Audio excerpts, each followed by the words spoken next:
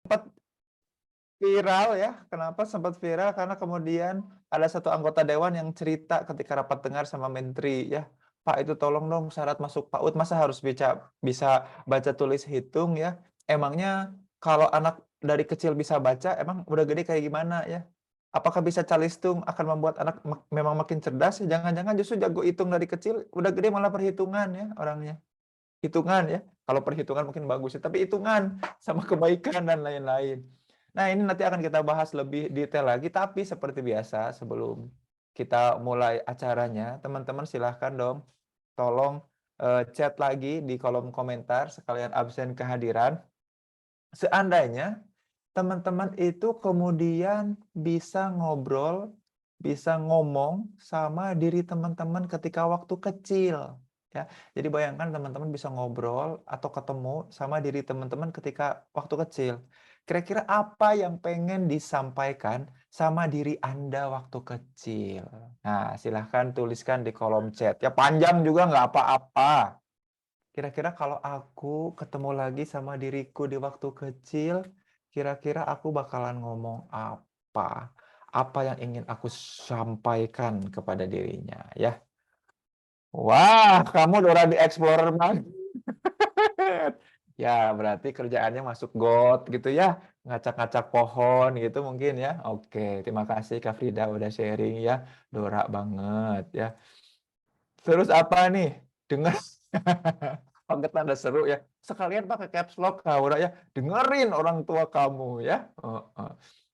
Terima kehadiran adikmu. Oh iya. Mencoba mengerti. Wah, arti adikmu gitu ya. Oke, ini jadi nyanyi lagi ya. Terima kasih Kak Arum udah sharing. Tidur siang itu nikmat. Betul. Ini nih pembicara kita udah hadir. Maaf ini ya. Betul. Andai anak kecil tahu bahwa tidur siang itu nikmat ya, udah gede kita susah banget dapat kenikmatan ya. Main yang banyak kata Kak Wetri ya, main aja terus ya. Makanya udah gede susah mau main juga ya.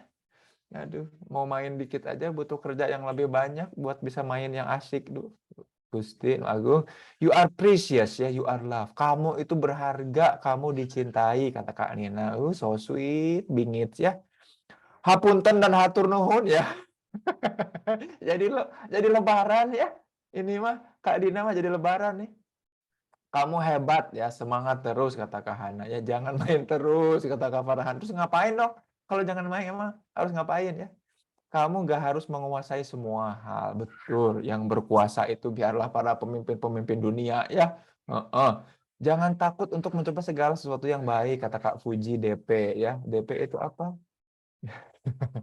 Kata Aldila, beberapa pertanyaan kamu waktu kecil udah perlahan aku jawab. Ih, pinter banget berarti ya.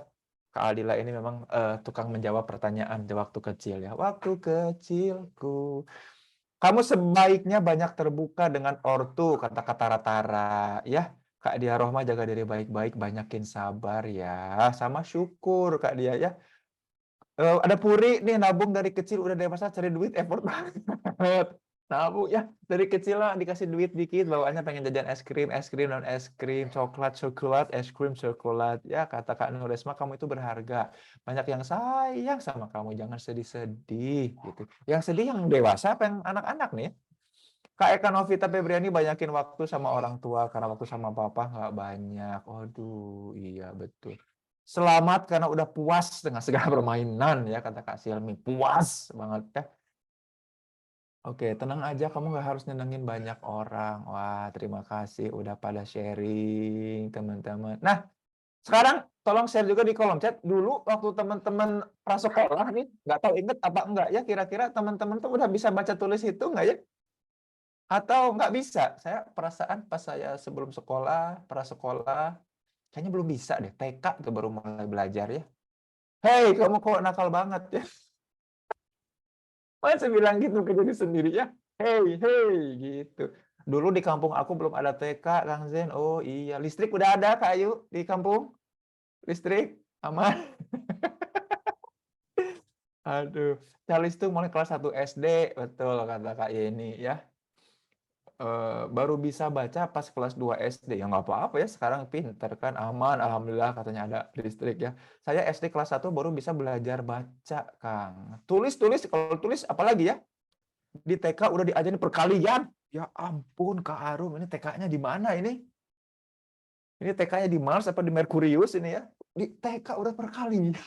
Guys, mantap mengenal konsep perkalian ya. Bisa tapi pura-pura nggak bisa baca sampai kelas 2 karena nemenin temen. Setia kawan ya, karena teman belum pada bisa baca. Udah diajarin tante baca tulis sebelum sekolah. Wih, tante-tante mainannya ya Kak Lela ya dari kecil ya. Udah bisa, kalau nggak bisa nanti dimarahin sama siapa kalau sama lapor. Lapor ke Pemuda Pancasila ya, siapa yang marah-marahin ya. Terus belum bisa, Kang. Belum bisa apa nih? Belum bisa move on karena atau belum bisa baca tulis hitung ya maksudnya ya. Baca tulis hitung uang kembalian jajan bisanya jajan terus sih Kang Farhan mah. Aku TK baru belajar huruf. Iya, belajar baca ya di Bandung. Di Bandung udah diajarin perkalian TK.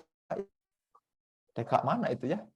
SD baru belajar baca, ujian dapat 0 terus. Ya nggak apa-apa ya. Belajarnya belajar baca, yang diujinya matematika. Kan pusing ya. Nggak apa-apa ya. Pasti 0 terus lah, nggak nyambung ya. Dulu sebelum sekolah udah pinter diajarin pakai sapu sama penggaris. Hah? Diajarin pakai sapu? Wow. Maksudnya sapu sama penggaris tuh sapu dan penggarisnya ini kayak Harry Potter gitu ya kemarin ya. Maksudnya ada ancaman gitu ya. Ancaman sapu dan penggaris. Wah. Mungkin banyak di antara kita yang dekat ya ingatannya, memori indahnya. Pantesan ya anak zaman sekarang barangkali pada males nyapu ya karena punya memori buruk sama sapu kali ya. Dan kalau ngegaris-garisin tuh suka mencong-mencong, pantesan ya. Mungkin punya pengaruh buruk sama itu. Udah bisa kata Kak Awalia, tapi pelajaran paling suka itu menggambar. Ya wes, menggambar 2 gunung, ada sawah gitu ya. Luar biasa ya. Ada Kak Arvin Efriani, wes. Baru mengenal angka dan huruf, belum sampai menghitung. Wih, udah kenalan. Besti nih ya lama-lama ya sama angka dan huruf ya. TK diajarin berkelahi, alhamdulillah ya, jadi pembela kebenaran ya.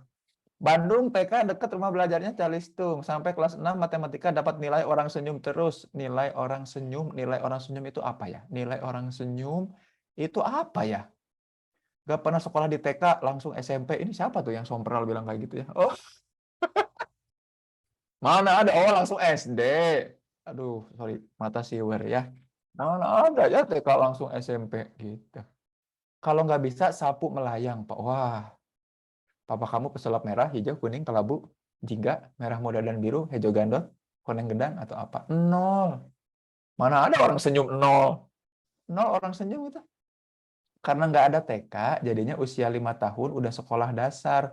Wah, kecepatan Kak Ayu ya, pantesan ini dewasa belum pada waktunya nih ya. Aduh, Kak Ayu, Kak Ayu. Pesulap pink. Oke, cukup tahu Lisa. Lisa pesulap pink. SD udah bisa baca kayaknya sih Kang. Oke, ini pada baca semua ya. Ini yang tulis ngitungnya gimana nih? Nulis dan ngitung? Oh, jadi fokusnya ke baca dulu aja ya. Nah, supaya tidak penasaran, teman-teman, ya kira-kira sebetulnya anak itu kalau kemudian dipaksa, diminta untuk baca, tulis, hitung, ketika prasekolah, apalagi usia-usianya pas prasekolah, itu kayak gimana? Bagus apa enggak gitu ya. Dan kalaupun bagus kenapa, kalaupun enggak kenapa, kalaupun ada kata-kata tergantung, apa yang digantung. Ya, dan juga nanti ngaruhnya apa sih gitu ya. Nah, kita akan sama-sama dengarkan sharing dari Mbak Afini ya. Kita panggilnya Mbak Afini aja. Mbak Afini Frodwi Asri psikolog ya. Beliau itu concern banget sama dunia pendidikan, khususnya anak-anak, makanya apal banget. Gimana sih kalau anak kemudian yang cocok, yang siap untuk sekolah gitu ya, yang mungkin dia kayaknya paling pas nih udah mulai sekolah. Wah, kayaknya seperti ini dan seperti itu. Alat tes apa yang digunakan, perlu diapain. Ini mah jagonya ya. Paling enak konsultasi sama beliau ya. Bisa deket sama orang tuanya dan jago banget untuk deket sama anak juga ya.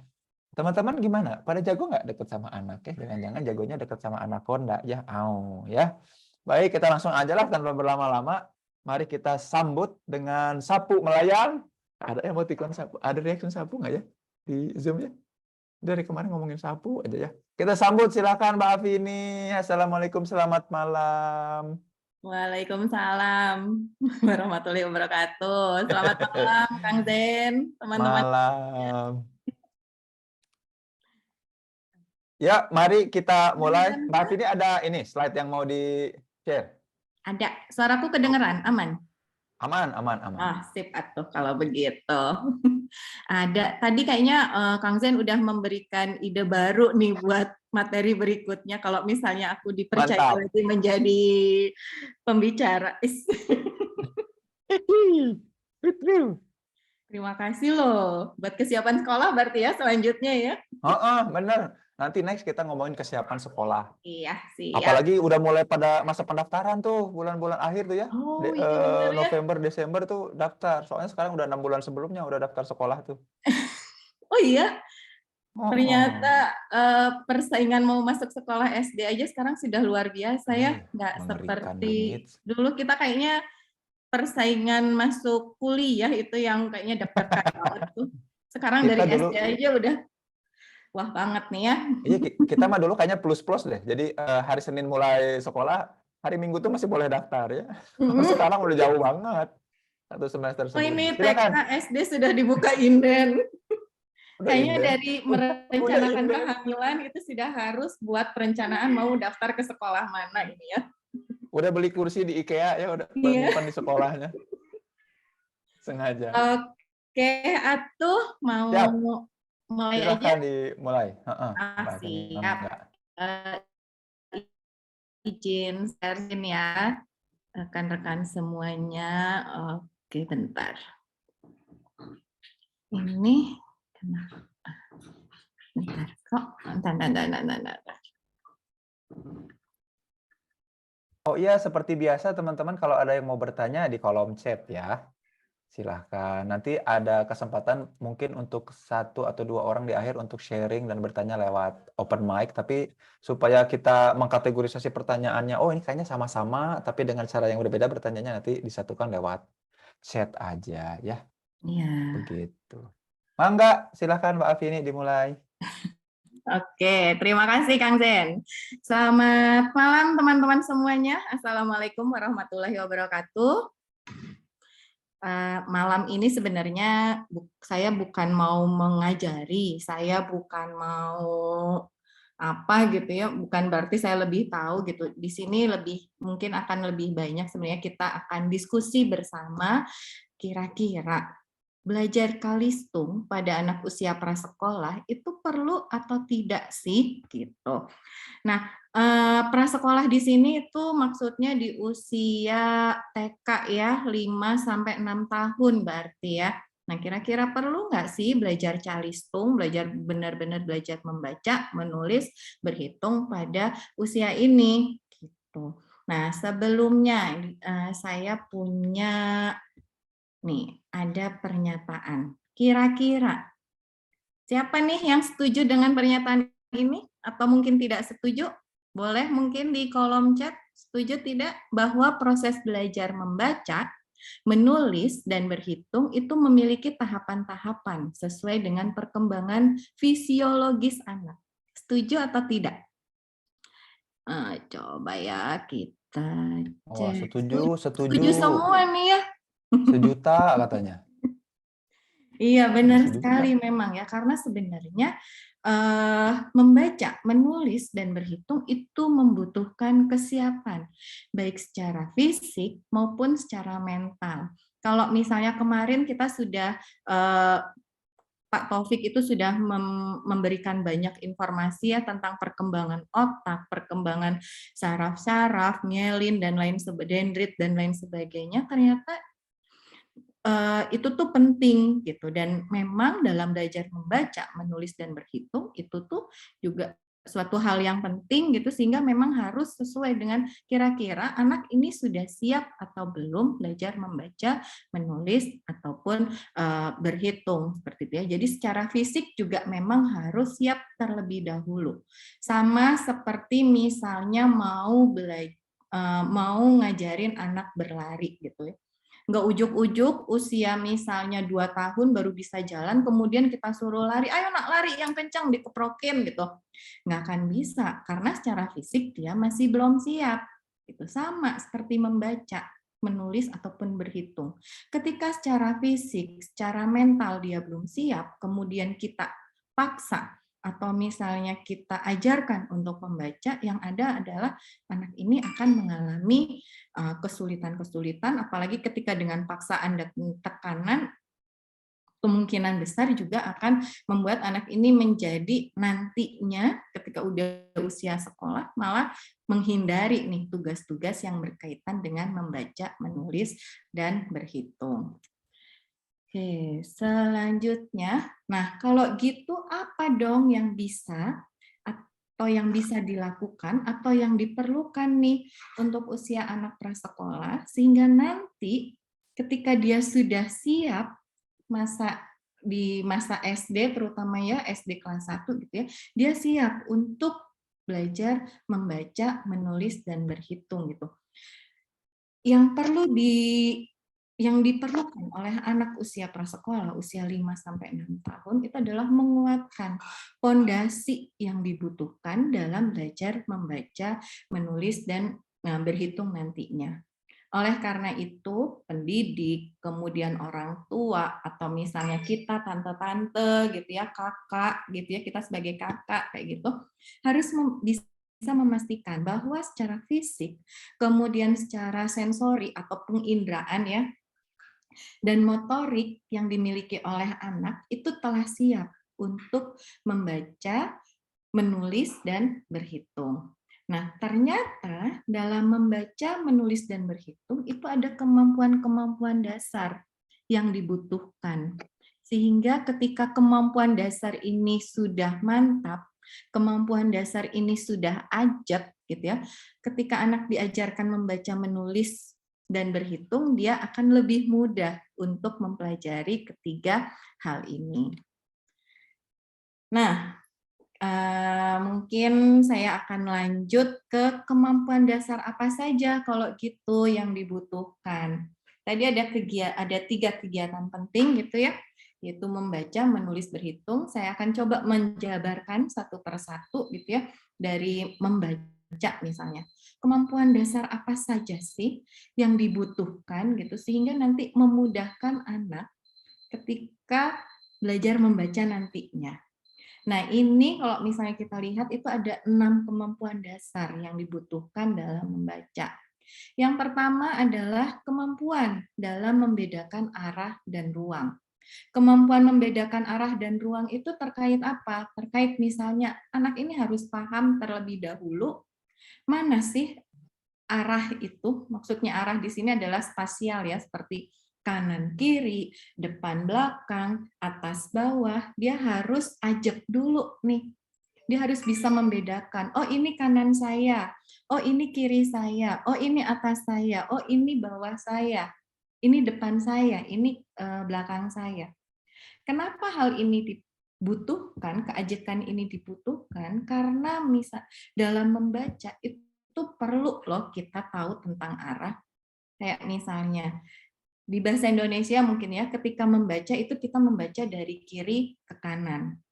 Akan beda maknanya ketika kita membaca itu dari kanan ke kiri. Kayak misalnya nih, mau membaca kalimat kemampuan dasar yang dibutuhkan dalam membaca. Kalau kita bacanya dari kiri ke kanan, maknanya sama ya.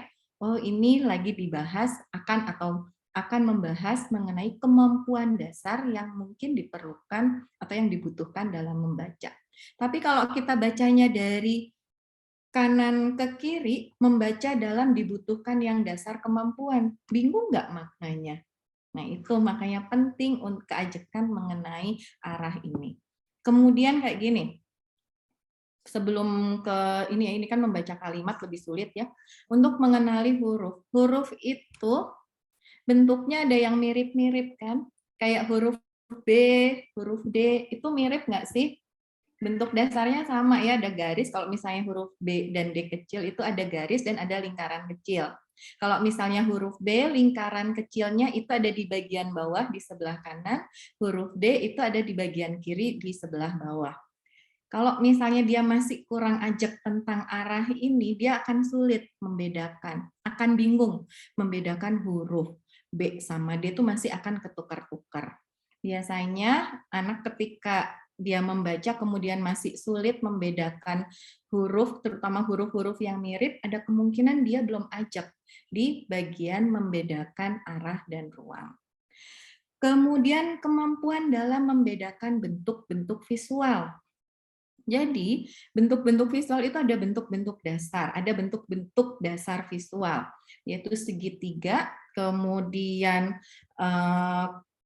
kotak, dan lingkaran. Itu adalah bentuk dasar.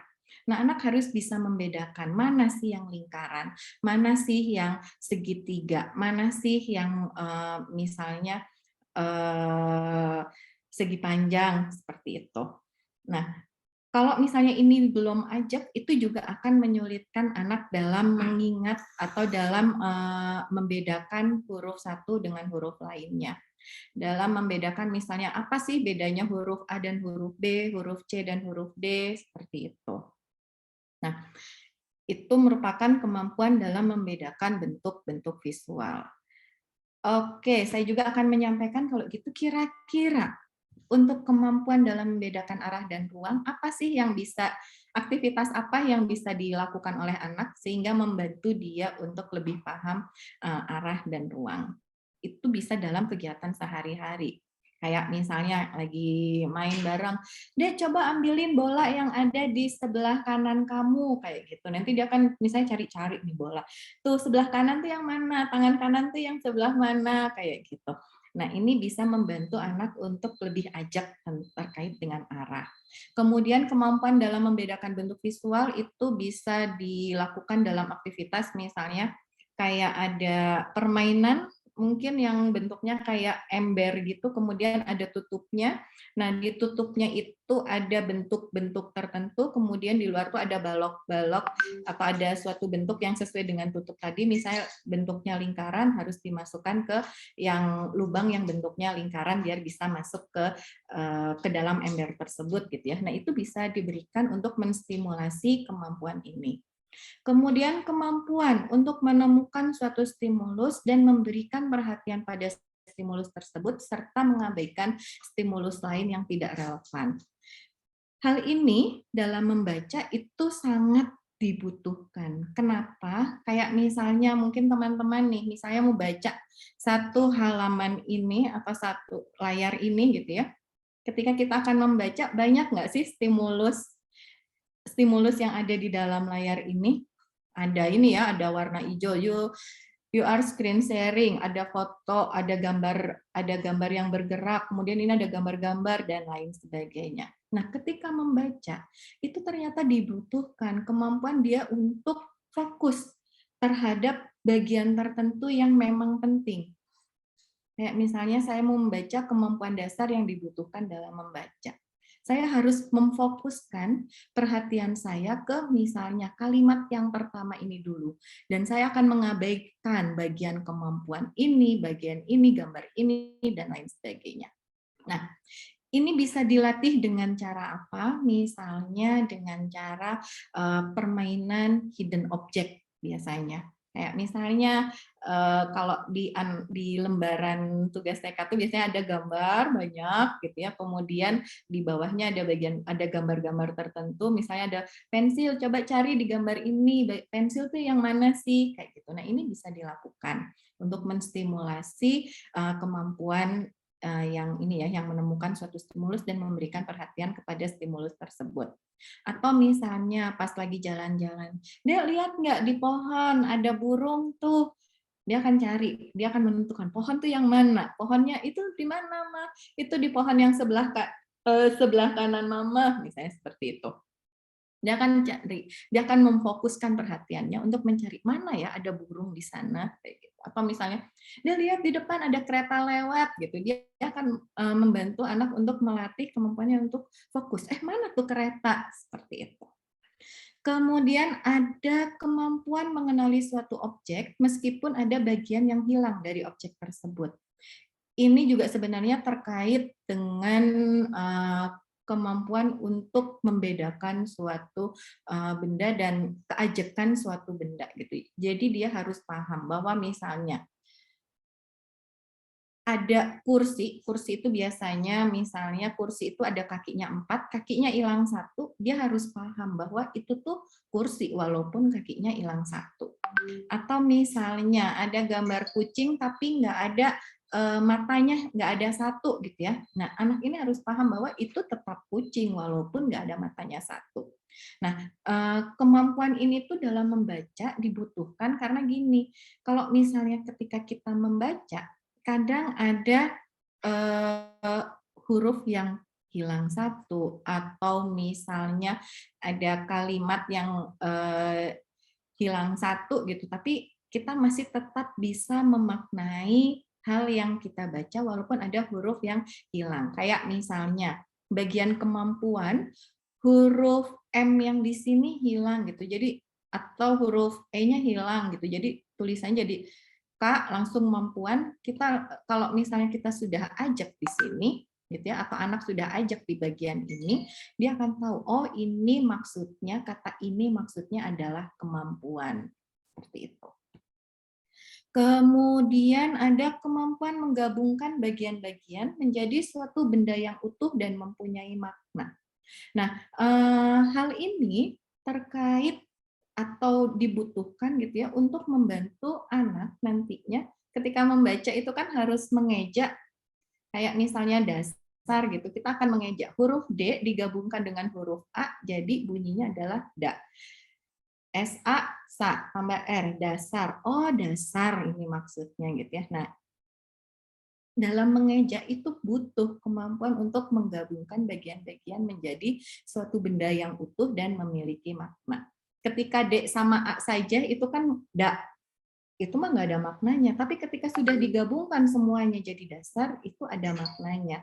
Nah, kemampuan ini bisa dilatih dengan cara apa? Dengan cara misalnya gitu ya, mengerjakan puzzle. Pada puzzle itu kalau misalnya pada usia prasekolah itu ada puzzle yang hanya empat jenis gitu ya, empat potongan gitu, 4 potongan bentuk gitu. Nah, mengerjakan puzzle ini ternyata bisa membantu anak untuk mengembangkan kemampuan menggabungkan bagian-bagian menjadi suatu benda yang utuh dan memiliki makna. Kemudian yang terakhir adalah kemampuan mengamati stimulus visual dan mengingatnya kembali setelah beberapa lama. Ini terkait dengan visual memory. Jadi kemampuan untuk mengingat secara visual itu juga ternyata penting dalam membaca.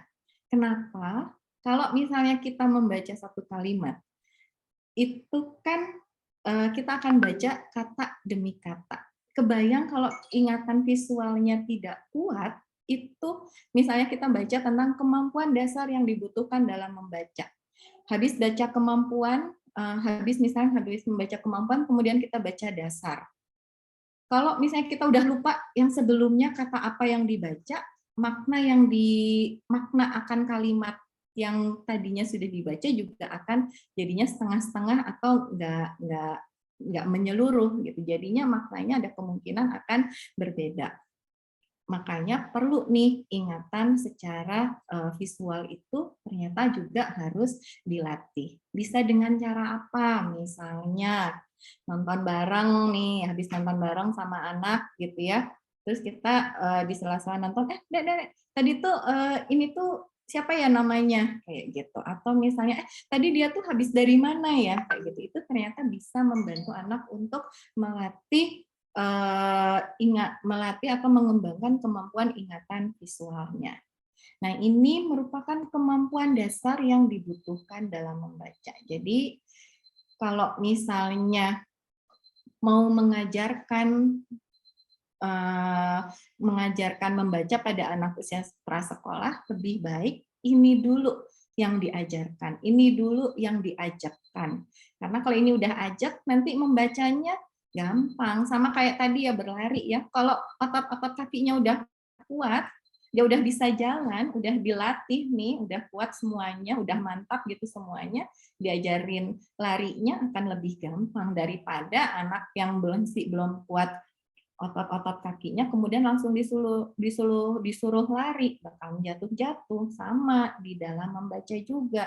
Ini kalau misalnya ini udah kuat, nanti gampang mengajarkan membaca pada anak ketika memasuki usia sekolah. Tapi kalau ininya masih belum mantap, masih akan sulit tuh, walaupun kelas 3 SD, jadi dia masih ada kemungkinan masih tetap sulit untuk belajar membaca. Oke, saya lanjut lagi. Ini adalah kemampuan dasar yang dibutuhkan dalam menulis. Ternyata dalam menulis, kemampuan dasar yang dibutuhkan itu adalah motorik halus, kemudian kemampuan memegang pensil yang benar, dan kemampuan koordinasi sensori motor. Kenapa kok kemampuan motorik halus ini diperlukan? Karena dalam menulis, itu yang di motorik itu adalah gerakan. Nah, gerakan yang dibutuhkan itu adalah gerakan dari otot-otot kecil. Otot-otot kecilnya apa? Yaitu jari. Menulis itu kan nggak pakai lengan ya, nggak pakai kaki ya, nggak pakai otot-otot besar gitu, tapi otot-otot halus, otot-otot kecil yaitu di jari-jari kita. Pegang pensilnya gimana, kemudian menggerakkan si jari ini dan pergelangan tangan secara luas sehingga bisa menulis dengan benar. Nah, kemampuan motorik halus ini bisa dilatih dengan apa? Dengan permainan juga ya, melipat, permainan-permainan terutama yang menggunakan menggunakan jari-jari untuk melakukannya. Contohnya melipat, menggunting, menempel, kemudian meronce gitu ya. Itu bisa dilakukan untuk mengembangkan kemampuan motorik halus. Kemudian kemampuan memegang pensil yang benar, itu juga ternyata diperlukan. Sebelum nyuruh anak nulis, ajarin dulu dong gimana cara megang pensil yang benar. Untuk memudahkan belajar tentang memegang pensil yang benar tuh ada sebenarnya ya. Jadi ada, kalau misalnya di toko buku tuh ada pensilnya lebih besar daripada pensil yang biasanya. Kalau yang biasanya kan bentuknya bulat gitu ya. Ini pensil ini itu bentuknya tuh kayak segitiga. Jadi ada 3 sisi. Nah, dengan menggunakan pensil ini tuh bisa membantu anak untuk menentukan telunjuknya. Kan kalau misalnya megang pensil itu telunjuk simpen sebelah mana, kemudian ini jari tengah di sebelah mana, kemudian ini jempolnya di sebelah mana, bisa dengan bantuan pensil tersebut. Sehingga anak nanti akan terbiasa untuk memegang pensil dengan benar. Kemudian yang terakhir adalah kemampuan koordinasi sensori motor. Sensori itu penginderaan, artinya adalah informasi yang didapatkan melalui alat indera, bisa dari mata atau penglihatan, kemudian pendengaran dan alat indera lainnya, serta motor. Yaitu motor itu tadi udah saya jelaskan, yaitu adalah gerakan. Jadi anak harus bisa nih, harus mampu untuk mengintegrasikan antara kemampuan mengkoordinasikan ya, antara kemampuan penginderaannya dengan sensorinya. Kegiatan yang bisa dilakukan apa? Bisa dengan cara misalnya permainan yang menyenangkan anak-anak itu salah satunya adalah lempar tangkap bola. Kalau misalnya ngelempar bola itu kan anak harus tahu ya, bolanya dilempar ke arah mana. Dia harus memperhitungkan kira-kira tangan saya itu bisa saya kedepankan kapan, atau bisa saya menggenggam itu pas kapan sehingga bolanya itu pas gitu ya, bisa tertangkap oleh saya. Nah, permainan-permainan seperti ini bisa dilakukan untuk mengembangkan kemampuan koordinasi sensori motor. Dan yang terakhir itu adalah kemampuan dasar yang dibutuhkan dalam berhitung. Jadi sebelum ngitung jumlah 1 tambah 2 berapa gitu ya, bantu anak dulu untuk dia mengajarkan kemampuannya dalam memahami pemahaman mengenai jumlah, mengenai ukuran dan perbandingan. Bisa dengan cara apa? Bisa dengan misalnya, Dek, banyakan mana ya? Ini misalnya kelereng di mangkok gitu, yang satu mangkoknya lebih banyak, yang satu lebih dikit gitu. Bisa, Dek, kira-kira banyakan mana nih kelerengnya di mangkok yang ini atau mangkok yang ini?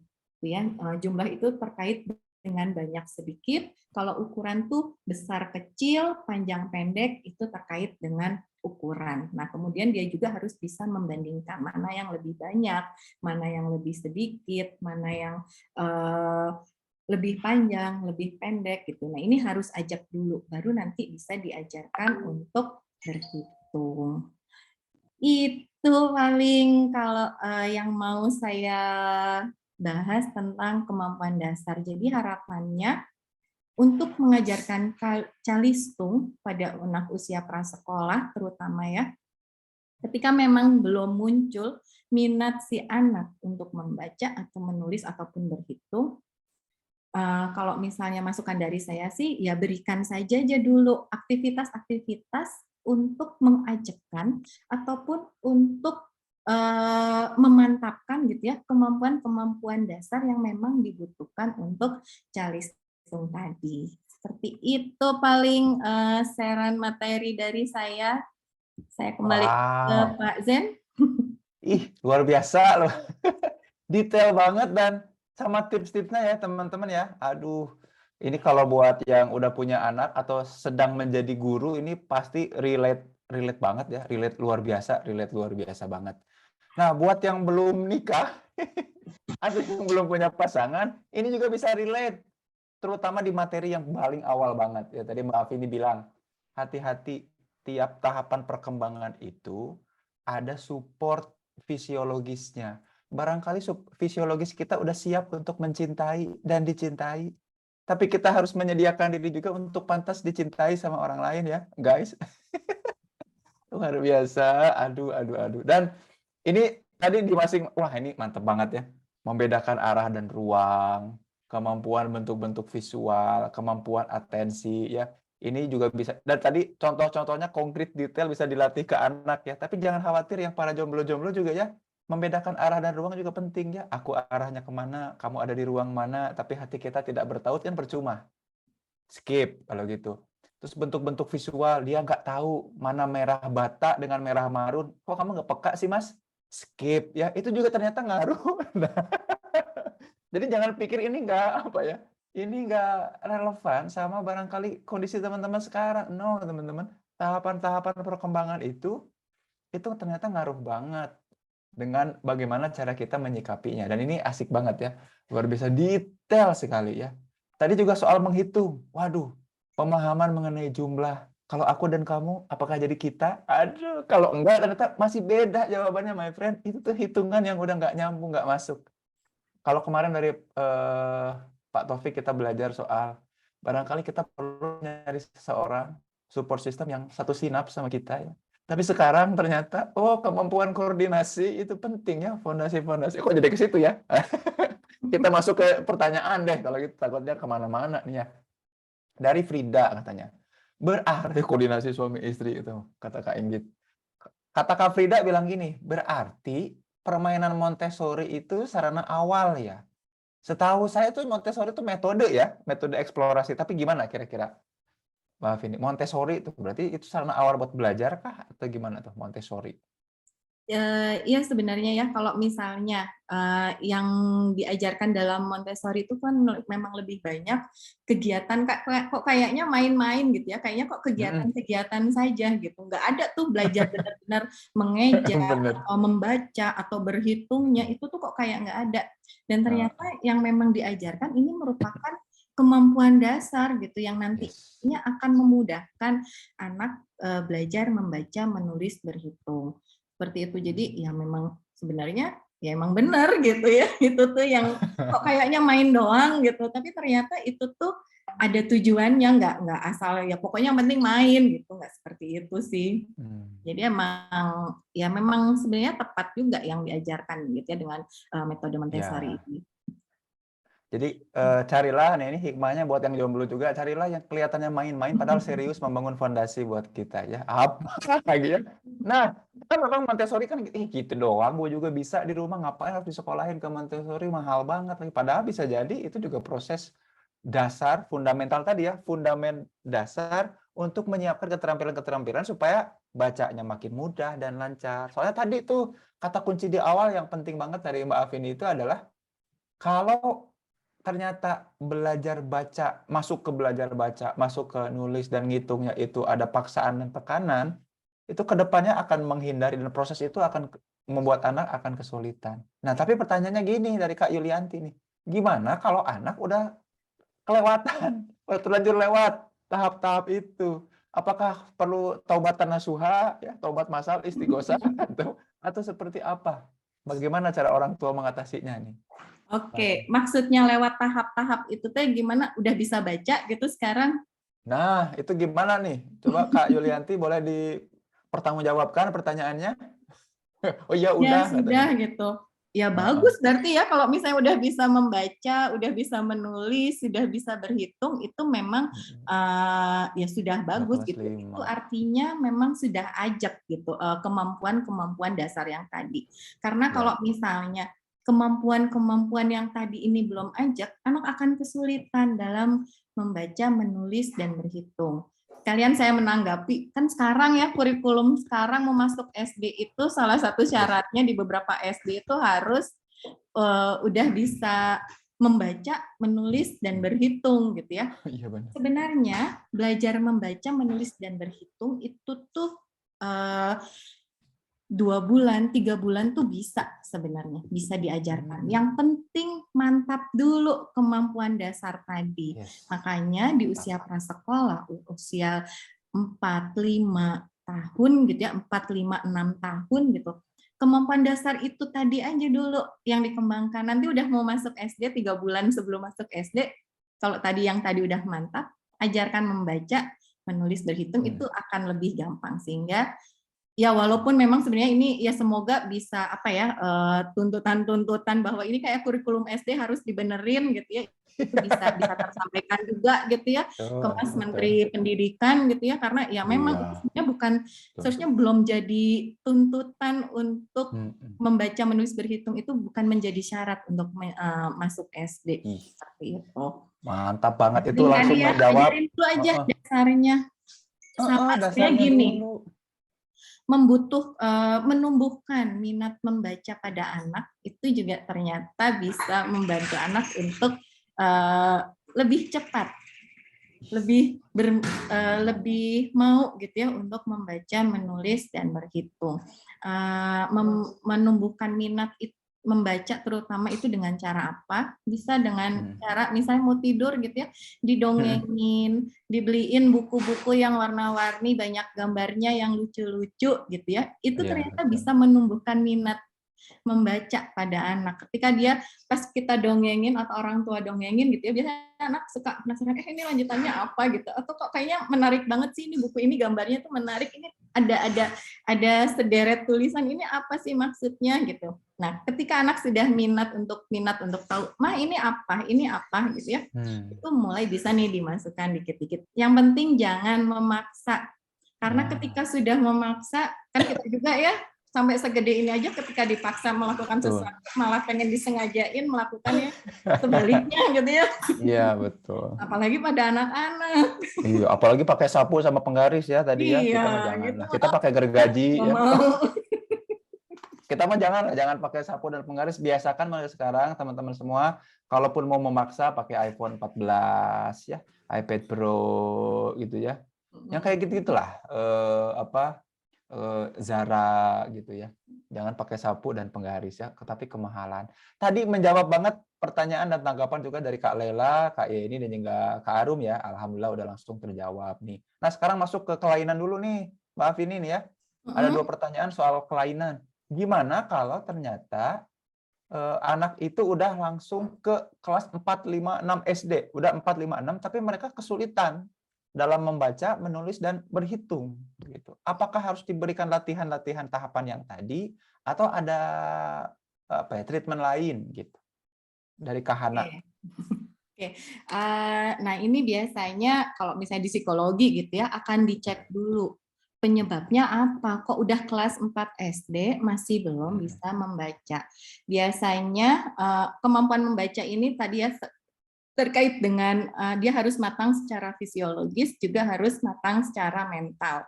Mental itu berarti terkait dengan proses berpikirnya, karena membaca, menulis, berhitung itu tuh diatur oleh otak gitu ya. Ada bagian-bagian otak yang memang khusus untuk tugasnya tuh khusus untuk mengenali huruf, mengenali bentuk, mengenali besar kecil, mengenali banyak sedikit kayak gitu. Nah, kemudian selain itu juga artinya bahwa kematangan mental ini bisa terkait dengan taraf kecerdasannya. Nah, kalau misalnya kelas 4 SD masih kesulitan dalam belajar membaca, menulis, ataupun berhitung, yang pertama dicek itu adalah kecerdasannya. Cukup nggak kecerdasannya, kecerdasan yang dimiliki untuk dia belajar ini, belajar membaca, menulis, berhitung.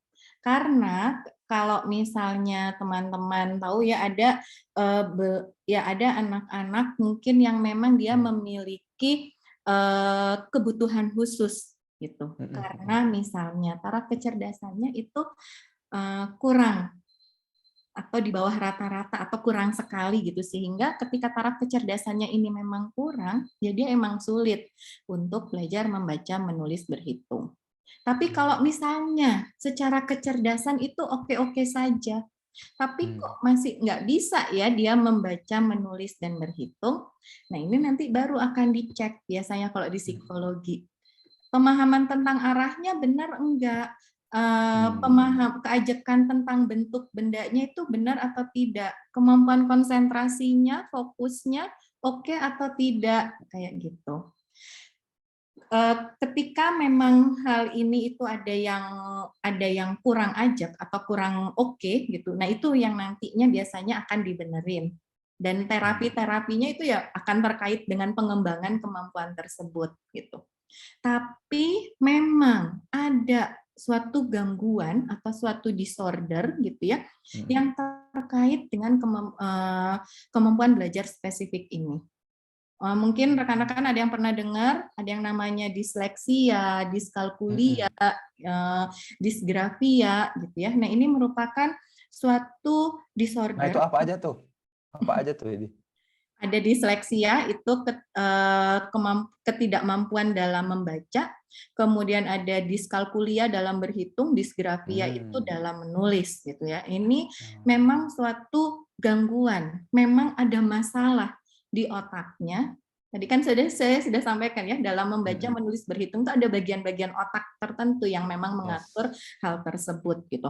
Nah, ada juga gangguan ini. Nah, ketika seorang anak atau individu mengalami gangguan ini, kemudian apakah jadinya dia sama sekali nantinya nggak akan bisa menulis, membaca, dan berhitung? Kalau misalnya di terapi atau diajarkan gitu ya, dia diajarkan benar-benar kalau misalnya mau lihat terapinya kayak terapi untuk yang mengalami disleksia gitu, itu tuh jadi mengenalkan satu huruf saja itu dalam jangka waktu yang lama dan dengan menggunakan berbagai macam alat indera. Jadi misalnya dari penglihatan dia dilihatin berulang-ulang huruf A juga huruf A besar dulu gitu ya.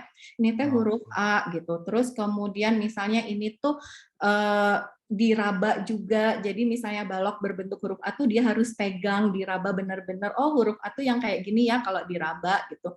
Kemudian ada secara pendengaran misalnya a itu berulang-ulang disebut dikeluarkan gitu ya suara tersebut ketika ada tampilan huruf A seperti itu. Nah,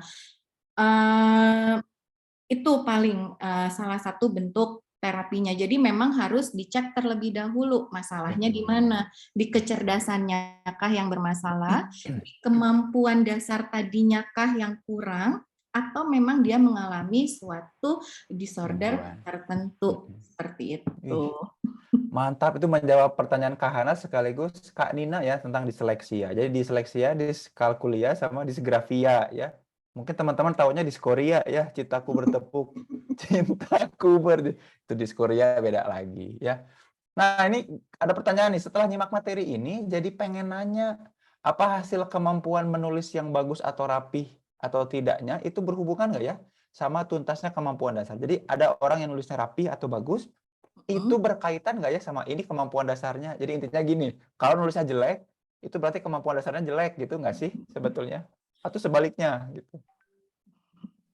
Nah, kalau misalnya kemampuan dasarnya sudah oke, tapi kalau misalnya sepemahaman saya sendiri ya, kemampuan dasarnya sama-sama sudah oke gitu ya, tinggal kemampuan menulisnya itu sebenarnya bisa dilatih. bagus atau jeleknya tulisan itu biasanya terkait dengan latihan, banyaknya latihan Heeh. ketika menulis. Kalau kita kan zaman SD Betul. dulu tuh ada menulis Uh, halus huruf gitu ya, sambung tuh ya, menulis tuh huruf dengan sambung huruf itu. sambung seperti apa, Aduh. apalagi orang zaman dulu gitu ya. Makanya Ah, orang zaman dulu tulisannya kan bagus-bagus ya. iya, Timbang karena nulis surat ya. saya aja zaman sekarang nih ya, gara-gara kemarin selama pandemi itu selalu digital, udah nggak pernah nulis lagi. Sekarang nulis Iya satu benar. kalimat aja kayaknya udah pegel ini tangan. Pegel. Heeh, benar benar benar benar. Gitu. Jadi memang kalau misalnya Luar kemampuan biasa. dasar tadi sudah oke, untuk bagus tidaknya tulisan itu ya terkait dengan latihan. Kayak gitu. Ih, mantap. Begitu ya. Jadi, ya apalagi orang dulu kan nulis memang buat kirim surat ya. Kita kan tinggal ngechat aja sekarang ya, gampang. Sekarang Nah, mah PPPPPP dari aja udah cukup ya. typing. Makanya kan ada pertanyaannya partai apa yang suka nge-spam gitu ya. PPP katanya ya. PPPPPPP gitu ya. Nah, kenapa ada anak nih ya yang lebih mudah membaca tulisan Al-Qur'an tapi sulit membaca tulisan Latin padahal keduanya diajarkan bersamaan. Itu kira-kira kenapa ya? Kira-kira? Biasanya gini, kalau misalnya dibedakan gitu ya, sebenarnya kalau misalnya untuk tulisan Arab itu kalau misalnya dibandingkan dengan tulisan Latin itu lebih mudah gitu. Kayak misal bunyinya Oh. juga akan lebih lebih mudah gitu ya. Kayak misalnya gini, ada a, ba, ta, sa gitu. Kalau misalnya ada di atas bacanya ba misalnya b. Ya. Tuh. Kalau di bawah jadi bi, kalau ada huruf yang gininya jadi bu gitu ya. Tapi ketika membaca huruf Latin b, a, ba, dikenalkannya hurufnya b, tapi ketika digabungkan dengan a kok bukan jadi bea ya, jadinya ba gitu. Benar. Ada huruf p, pas disatukan dengan a jadi pak, bukan pea gitu. Padahal kan pas Oh ya, mengenalkan P hurufnya ya. itu p, b gitu ya. Benar-benar. Itu Oh yang iya juga ya. biasanya Kok aku baru kepikiran ya? ada Benar-benar. kemungkinan membuat anak jadinya, bentar ya kucing saya berantem. Maklum ini emak-emak kucing 3. Jadi kalau udah jam segini mereka suka cari gara-gara. Jadi itu yang biasanya Betul, betul. membuat anak jadinya kok kayaknya lebih mudah sih ketika dia diajarkan huruf hijaiyah gitu ya, atau bahasa Arab gitu ya, membaca huruf hijaiyah daripada membaca huruf yang kita sehari-hari ini gitu ya. Benar. Gitu. Pantesan ya, karena gara-gara itu ya. Kalau A kan A ya, I ya, fathah, kasroh, domah. Kalau ini kan B, tapi kalau A jadi ba, ya kan jadi bingung ya. Suaranya B, kenapa disatukan sama A jadi ba, bukan bea gitu ya. Makanya memang Benar. sebenarnya Aduh, untuk mengajarkan, luar biasa. ini ada pertanyaan selanjutnya, saya jadi baca sendiri ya catatannya. Yang mana? Yang fonik? Ketika mengajarkan huruf, itu juga harus benar pengucapannya. A itu bukan A, E. B itu bukan B, gitu. Jadi C itu tuh ada sebenarnya yang benar tuh kayak gitu, bukan yang sehari-hari kita pelajari A B C D E F G, bukan gitu. Itu jadinya itu memang yang bikin lagu memusingkan. yang salah tuh. Bener, itu demi komersil tuh yang bikin lagu tuh. Gitu. Jadi disukun, kata Kak Arum disukun, itu hijaiyah banget, disukun katanya. Luar biasa. Jadi memang harus suaranya gitu yang diajarkan, sehingga ini bisa membantu anak ketika mengeja kata dan membuat luar biasa banget. Oke, kalau begitu kita berlanjut ke pertanyaan yang open mic ya. Silakan Kak Inggit, sudah dari tadi ya, silakan. Ya, kasihan loh ngangkat terus tangannya. Iya, ini mau open mic pasti lucu nih. Iya, alhamdulillah akhirnya bisa dibuka juga mic-nya ya, Kang. Dari tadi di belakang layar ngakak aja dengerin Kang Zain ngomong. Aku nggak ngomong, orang maaf ini tadi yang ngomong. Iya, ini mau nanya ke Miss, bismillah. Miss. Kebetulan, anak saya, yang pertama usia 4 tahun, laki-laki, qadarullah bismillah dia sudah bisa baca, hitung, nulis, tapi nulis masih huruf kapital sih, kalau huruf kecil dia belum belum terlalu lancar, sama angka juga beberapa belum lancar. Nah, cuman gini, kalau misalkan dia lagi tadi ya, maksudnya, dia lagi pengen gitu, kayak baca, apapun yang dia lihat itu dia baca gitu. Misalkan buku, dia lihat, buku ini judulnya ini ya Bun, misalkan dia bilang gitu, iya betul gitu. Terus ini angka segini ya, terus, ini tulisannya kayak gini ya gitu. Nah itu pas dia lagi pengen tuh dia semangat banget gitu, on fire gitu kan. Nah pas giliran dia udah ngomong nih misalkan, "Ini buku ini bacanya ini ya Bun?" "Iya bener." "Coba yuk kita baca bukunya gantian sekarang yang baca AA," gitu. Biasanya kan yang bacain Ibun, "Sekarang gantian yuk yang bacain AA, Ibun pengen denger nih," gitu. Nah giliran aku ajakin gitu dia langsung, "Ah enggak ah, males," katanya gitu. Terus aku kan jadi bingung kan, lah tadi semangat kan gitu, lah tadi AA baca ini semangat banget, sekarang coba Ibun pengen tahu nih AA udah bisa baca kan, nggak apa-apa misalkan belum lancar, masih kayak tadi misalkan huruf itu kan bisa bisa ya.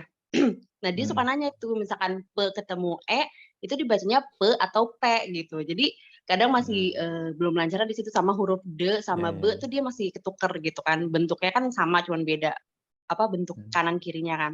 Nah, itu kadang kalau pas lagi aku ajakin dia buat, stimulasi langsung gitu saat itu praktek, dia malah jadi mundur sama kayak angka pun gitu kan. Dia kan suka ngeliat angka nih, misalkan angka puluhan dia sudah tahu ya, misalkan 1 ketemu 2, 12, 2 ketemu 3, 23. Nah, giliran ratusan dia bingung, misalkan 101, ini 10 1 ya, Bun? 111 jadi ini 11 1 ya, Bun? Gitu. Tapi entar kalau dilurusin dia ngeyel sendiri kan, gitu. Bukan, itu bukan kayak gitu. Cuman aku memang untuk angka nggak begitu maksain ya, karena belum belum tahapannya memang belum aku ajarkan sampai ke ratusan gitu, untuk konkretnya ya. Karena kan konkretnya dia belum tahu tuh 100 tuh seberapa banyak gitu, dia cuma tahu angkanya aja gitu, sama jumlah uang. Nah, aku jadi bingung kan maksudnya ketika anak udah ada, ketertarikan, tapi pas kita coba stimulasi dia malah mundur, itu harus gimana ya? Sama kalau misalkan ini kan aku kan, lagi berpikir untuk memasukkan anak sekolah TK, cuman kebetulan suamiku nggak prefer gitu, suamiku pengennya langsung SD gitu, sedangkan aku takutnya anak ini nggak ada sosialisasi, karena kan belajarnya selama ini di rumah sama aku mainnya ya, takutnya dia nggak ada sosialisasi sama orang, sama guru gitu kan, takutnya kaget terus malah jadi nggak mau lanjut sekolah gitu, aku mikirnya kayak gitu. Nah sempat berpikir kan mau masukin TK, cuman idealnya tuh seperti apa ya? Apakah, memang harus TK dulu usia perkiraan sih mau 6 tahun ya, biar setahun lah minimal dia adaptasi sama lingkungan sosialnya gitu, baru bisa SD atau memang sebetulnya bisa langsung SD aja gitu? Nah itu aja Kang Zen pertanyaannya, maaf panjang. Siap. Ya Hatur memang panjang nuhun. kalau open mic. Terima kasih, Ibun ya. Hatur nuhun. Silahkan Mbak Afi ini gimana nih pertanyaannya ada 2 tuh. Oke, Mangga. saya ini punya kelemahan dalam fokus gitu ya. Tadi kan panjang gini ya. Terus yang saya ingat pertanyaan terakhir, pertanyaan pertamanya saya lupa. Masa lupa? Aku aja lupa sama. Saking itu, kenapa tadinya kalau sendiri itu tertarik, semangat, pas dideketin sama ibunnya, ternyata malah jadi gak semangat. Kenapa ya anak aku seperti itu? Apakah karena ibunya yang atau Apakah gimana? karena ibunya yang terlalu semangat gitu ya? Ih, apa sih Ibu semangat terlalu semangat? Ih, lebay gitu. Dia jadi biasa aja. Padahal dia bisa gitu. Gitu ya, bener ya? Ibun ya, Ibun Inggit. Betul? Ya, Iya kayaknya sih gitu, kayaknya kalau Heeh. misalkan pas aku ajak, maksudnya stimulasi lebih lanjut gitu biar dia, ada Betul. latihannya gitu kan, nah dia langsung mundur, "Ah enggak Langsung lah," gitu. Jadi mundur. kayak lebih nyaman sendiri gitu dibandingin Heeh. ditemenin sama ibunya. Jadi kayak kalau ya memang kan takut dikoreksi gitu kayak anaknya gitu loh, kalau misalkan aku bilang, Oh, "Oh bukan itu," dia langsung kayak bahasa kita tuh jiper gitu kali ya, langsung yang, iya, "Ah udahlah," mundur gitu, kayak teratur. nggak suka banget Nah, ya. dikoreksi, memang refleks aja sih sebetulnya dari aku gitu. Ah, itu gimana tuh, Mbak Vini, kira-kira? ya. Jadi sebenarnya begini ya. kayak misalnya tadi sebenarnya udah bagus sekali nih usia 4 tahun udah bisa membaca gitu, dia udah kenal angka, udah bisa mantap. menyebutkan walaupun sampai puluhan itu sebenarnya sudah bagus sekali gitu ya. Betul. Dan kadang gini, ketika kayak jangankan ke anak-anak gitu ya, kayak kita saja gitu ya, ketika kita membaca itu kan membaca apa yang kita inginkan nggak sih? Nggak yang misalnya disuruh Pak Zen atau disuruh Kang Zen, Mbak Vini baca yang ini gitu, ih udah nggak mau baca, aku mau yang itu, Iya, nggak mau. bacanya yang ini gitu. Dan memang itu untuk kebutuhan diri sendiri gitu. Jadinya ada kemungkinan seperti itu. Yang pertama ya, yang terjadi pada anak itu karena dia ya membaca itu kan sebenarnya untuk diri sendiri, bukan untuk emaknya, bukan untuk gurunya atau untuk siapa seperti itu. Bisa juga tadi gitu ya, mungkin anaknya tadi katanya Ibu menyampaikan bahwa jangan-jangan anaknya jiper duluan gitu, karena ada koreksi seperti itu ya. Ini memang terkait dengan karakteristik anak usia segitu gitu ya. Di usia segitu tuh satu lagi, karakteristik anak usia segitu tuh biasanya yang disuruhnya A, dia akan sengaja ngerjain yang Iya benar. Betul banget. gitu. Amit lah ya. Makanya di usia segitu tuh kadang, loh pas awal-awal ini kok kayaknya anak ini tuh dikasih tahu tuh gampang, disuruh ini, suruh itu tuh gampang, tapi pas memasuki usia 4-5 tahun ini kok kayaknya berantem terus ya sama emaknya gitu, disuruh mandi malah ngocek-ngocek tempat cucian, disuruh apa malahnya itu. Ya karena itu memang karakteristik anak usia segitu gitu ya.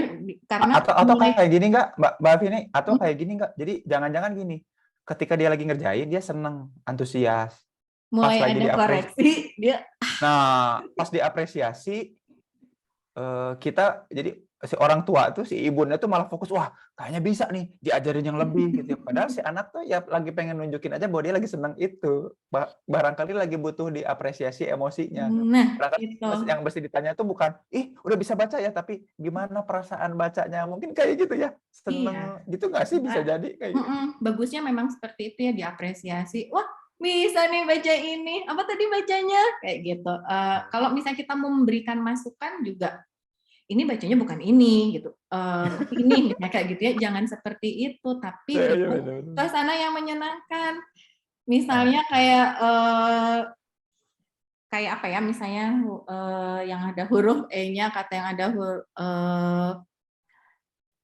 Ibu pergi ke pasar gitu, terus dia misalnya bacanya jadi Ibu pergi pasar gitu ya.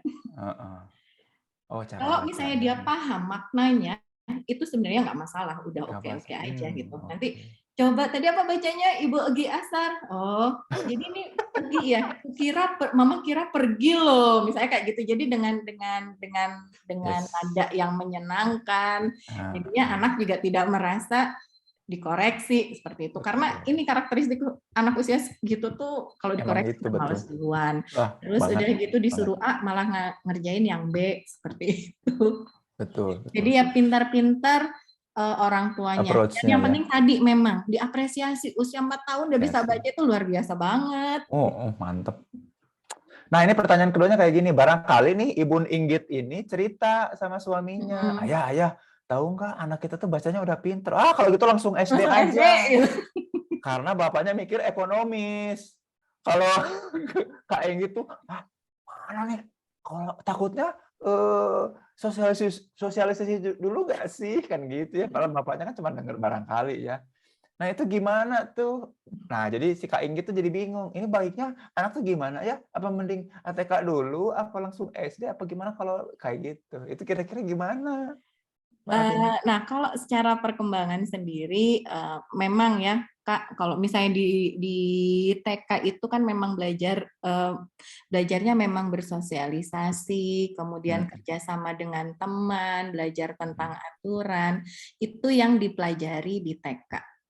Dan itu sebenarnya penting gitu, itu bekal utama gitu. Karena kalau misalnya di SD itu udah nggak diajarin lagi kan untuk kenalan, sosialisasi, untuk mengerti tentang kerjasama dengan teman, mengantri, hal-hal seperti itu tuh udah nggak diajarin lagi di SD. Itu sebenarnya diajarinnya waktu pas di TK. Jadi memang sebaiknya, apalagi ini ya, misalnya anaknya sama sekali temennya tuh ya hanya teman-teman yang memang sering dia temui di sekitar rumahnya gitu. Ketika ujuk-ujuk dimasukin ke SD, yang memang kalau SD itu kan udah harus ditinggal sama orang tua ya ketika belajar kegiatan KBM berlangsung gitu. Ini akan membuat anak jadinya takut. Kok tiba-tiba saya berada dalam situasi yang seperti ini ya, yang tidak pernah saya hadapi sebelumnya. Takutnya nanti malah susah nih dia mengikuti pelajaran di SD, bukan karena dia nggak bisa baca tulis hitung, tapi lebih ke takutnya tadi ini kan orang-orang yang tidak saya kenal sebelumnya, ini siapa, ada guru ini tuh maksudnya apa, ada orang besar di kelas saya ini ngapain gitu. Jadi ya memang sebaiknya ke TK dulu, biar belajar dulu, kenalan, bermain bareng sama teman-teman sebaya. Gitu. Dan gara-gara Kak Inggit ngomongin sama suami, dan ini penting ya, nah ini yang mungkin jadi perhatian juga. Suami itu atau ayahnya itu harus betul-betul dilibatkan dan diajak. Jadi jangan sampai ketemu bapak-bapak yang tidak dilibatkan, nggak tahu kisah utuhnya, sehingga dia nanti ngehandle anak jadi iseng juga. Jadi misalkan nih, kalau saya kan bapak-bapak yang iseng ya, misalkan anak nanya, Pak kalau Pak ketemu E itu jadi apa? P ketemu E itu jadi apa dibacanya? Oh tergantung. Mereka ketemunya habis marahan nggak? Kalau marahan pasti awkward. Kan gitu kan nggak nyambung ya. Atau misalkan lagi ngajarin tajwid gitu ya. Kalau nun kalau nun mati ngadepin ain gimana? Ya ain kaget lah ngelihat nun kan mati gitu. Itu kan juga hati-hati ya. Nah kita harus kerjasama sama suami. Ya, nah ini barangkali Kak Enggit juga mesti kerjasama sama suami ya. Luar biasa. Waktu juga yang memisahkan kita teman-teman semua. Kalau dilanjutin lagi ini pasti ada yang nanya dan curhat. Kalau mau nanya dan curhat dan mau konsultasi atau konseling sama Mbak Afi ini, hubungi nanti admin Magna Wellness, nanti kita segera hubungkan dengan Mbak Afi ini ya. Beliau itu psikolog dan praktek juga sering, dan juga tadi ya kalau kita dengar pemaparannya kan teknis, detail, kita tuh jadi kebayangnya tuh kebayang yang oh iya digituin ya. Oh kebayang banget, ini jadi bekal banget nih. Dan buat teman-teman yang belum related karena belum punya anak, bahkan suami, bahkan pasangan gitu, jangan khawatir. Jangan khawatir. Ternyata ini tuh penting. Kita perlu melatih motorik halus, cara megang pensil yang benar, bukan ya, koordinasi sensori motor. Yang kayak gitu tuh ternyata penting banget. Ada kata-kata penutup atau pesan barangkali Mbak Afi ini buat teman-teman sekalian yang ada di sini, silakan. Ya, rasanya ini semua yang di sini pernah jadi anak-anak kan ya? Nggak tiba-tiba lahir langsung jadi segede ini. Kecuali ada yang lahirnya di download yang langsung gede aja ya, umur 23 gitu ya. Nah, mungkin kita bisa mengingat lagi gitu ya, ketika kita masih anak-anak gitu, apa yang kita sukai, apa yang tidak kita sukai, kemudian kenapa kita begini, kenapa kita begitu gitu ya. Itu sebenarnya ya memang yang terjadi di masa kanak-kanak tersebut gitu. Jadi ketika menghadapi anak-anak di usia berapa aja gitu ya, ingat lagi pengalaman waktu pas jadi anak-anak usia segitu, pengennya kita diperlakukan seperti apa gitu. Luar biasa. Nah, barangkali nanti kalau udah jadi orang tua, tadi ya kebalikan pertanyaan saya di awal. Kalau yang di awal tuh kita sebagai orang tua ngomong ke kita sebagai anak kecil, nanti dibalik pas jadi orang tua. Pas kita kecil, pengennya diperlakukan seperti apa sama kita yang sebagai orang tua. Dahsyat banget malam ini. Terima kasih ya, banyak banget belajar di malam ini. Mari kita berfoto bersama. Silahkan ditunggu pada open kamera teman-teman semuanya. Luar biasa ya, seru sekali. Di tiap malamnya kita belajar banyak hal yang baru ya. Bahwa segala sesuatu itu memang butuh fondasi dasar ya. Kemarin kalau Pak Taufik bilang kita ngebangun komplek, rumahnya kalau fondasinya nggak benar ya bahaya ya. Paling dari jalan-jalannya. Di sini fondasi dasar untuk keterampilan-keterampilan yang menunjang kehidupan kita ya. Calistung, baca, tulis, dan hitung ya. Nah, silahkan nanti kalau ada apa-apa hubungi aja ya tuh Mimin Magna ya, nanti kita hubungkan sama Mbak Afini dan yang lain-lain. Luar biasa ya. Apalagi nanti kalau ada konseling gratis ya. Mudah-mudahan ini sponsor deal dan jadi teman-teman, jadi nggak usah khawatir lagi soal biaya dan para psikolognya sejahtera juga karena dibayar. Yeay gitu ya. Doakan sponsornya dealnya jadi sama sebuah bank ya di Jawa Barat, yang jangan disebut banknya Bank BJB. Mudah-mudahan jadi aja dulu, kalau udah jadi baru disebut ya. Astagfirullahaladzim, disebut lagi ya. Ya Allah ya Rob. Udahlah kita fokus foto aja lah kalau gitu ya. Konseling gratis itu offline ya, tergantung ya, kalau tergantung kasus dan juga kesediaan dari psikolognya ya, bisa offline bisa online, tapi akan diprioritaskan yang offline ya supaya beres tuntas tas gitu ya. Ayo mari kita berfoto bersama, udah pada standby nih. Silahkan Kakak Mimin Makna Wellness, Tembos, bisa dikasih aba-aba, abu-abu, Siap, hiji-hiji. Kang. Ada pose yang bisa ditawarkan nggak, Mbak Afi? Kita posenya Gimana gimana? Kang Zen aja itu mah sebagai pengarah gaya. Oh gitu. Kita pose anak-anak ya. Yuk, mari. Gimana pose anak-anaknya tuh? Ada Kak Adelia, mau udah ada anaknya langsung ya. Pose yang paling ceria. 1, 2, 3 ceria. Satu, alah.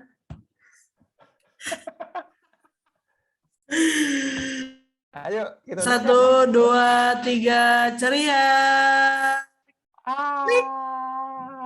Oke, sebentar ya. Masuk ke slide kedua. Ya, teman-teman juga ya sambil nunggu di foto juga sambil capture sendiri. Jangan lupa di-share di story dan juga tag ya. Mbak Afini juga bisa di-follow Instagramnya di mana, Mbak Afini? Sorry. Afini Freud kalau nggak salah. Lupa namanya apa, Jangan apa Afini salah ya. Freudwi gitu. Dicari aja. Ada di Nanti pertemanannya Pak Zen. ada di pertemanan, coba cek ya. Begitu. Oke, sekarang yang kedua, slide kedua. Mana coba, boleh pakai lope-lope. Yuk, mana? Oke, langsung ya. 1, 2, 3, ceklik. Oke.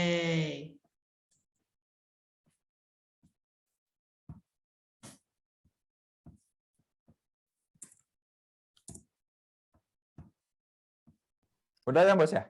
Udah? Siap-siap. Oh, udah selesai? Satu lagi. Satu lagi. Satu lagi. 1, 2, 3, ceklik. Sip. Aduh, itu geli sama suara ceklek ya. Dengan berakhirnya ceklek tadi dari kakak adminnya, maka berakhir pula pertemuan kali ini. Besok. Makasih banget Mbak Afini ya. Besok juga nggak kalah seru nih ya. Tapi aku lupa lagi besok tentang apa. Bentar ya Allah. Ada Bu Detri. Ada Ambu Ada, ya. Ambu langsung Detri. aja suruh ngomong sendiri. Ambu Detri besok tentang apa? Masih ada nggak Ambu Detrinya? Udah nggak ada ya? Masih ada. Besoknya tentang apa? Aku lupa ya Allah. Sebenarnya cerdas secara emosi seperti biasa aku mah. Nah, kalau ngadepin anak, bagaimana supaya Iya kita betul. bisa mengelola emosi supaya cerdas? Betul. Karena banyak Nggak harus emak-emak sama yang anak, sama sama siapapun ya. pasangan juga boleh. Karena ternyata menjadi seorang emak itu kadang-kadang juga perlu bisa menjaga kewarasan. Betul, kan harus Walaupun wellness aku bukan ya. emak-emak, harus wellness. Walaupun aku bukan emak-emak, ternyata rudet sekali. Ya luar biasa. Kita Apa ditutup jomblo lagi. juga harus wellness dan Harus cerdas wellness. secara emosi, betul? Betul bingits ya. Berarti ini buat para joms juga ya bisa ya. Hatur nuhun, wellness people semua. Oke. Sampai jumpa di besok hari ya.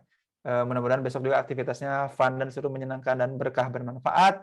Pamit mundur, hatur nuhun semuanya ya. Assalamualaikum warahmatullahi wabarakatuh. Waalaikumsalam warahmatullahi wabarakatuh. Terima kasih semuanya, Pak Zen dan tim. Dan teman-teman semua. Sehat selalu.